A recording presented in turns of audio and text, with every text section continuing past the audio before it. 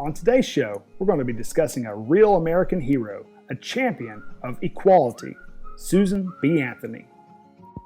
I tell you, I always get goosebumps talking about people who have advanced the American culture, the American society, and made this place a much better place to live in.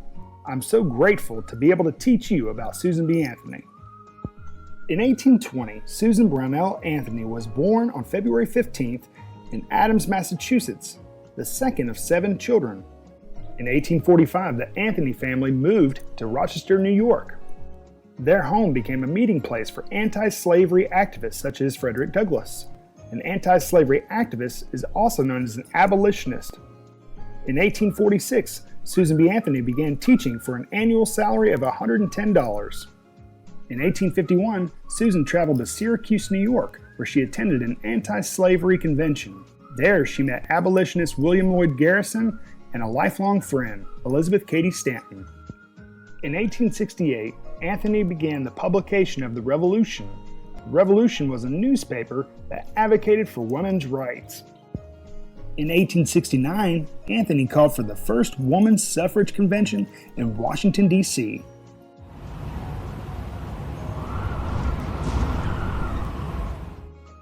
Anthony was arrested in 1872. She had voted on November 18th. She continued to lecture and attend conventions.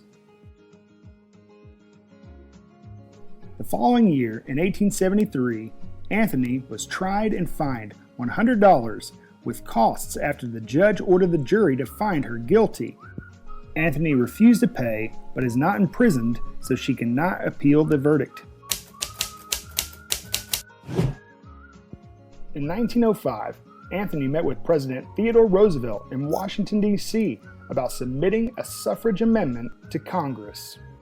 Unfortunately, Susan B. Anthony died in 1906, but this isn't where the story ends.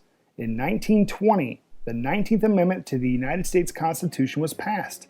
Women over the age of 21 were able to vote in the United States for the first time. The life of Susan B. Anthony was fueled by diligence and determination. She fought hard for equality. She thought that all people should be treated equally within the United States. How do we honor the life and legacy of Susan B. Anthony? In 1936, the United States published a stamp in honor of Susan. The United States minted a Susan B. Anthony dollar from 1979 to 1981. Men, their rights and nothing more. Women, their rights and nothing less. Thank you for your contributions to civil rights in the United States. Thanks so much for watching.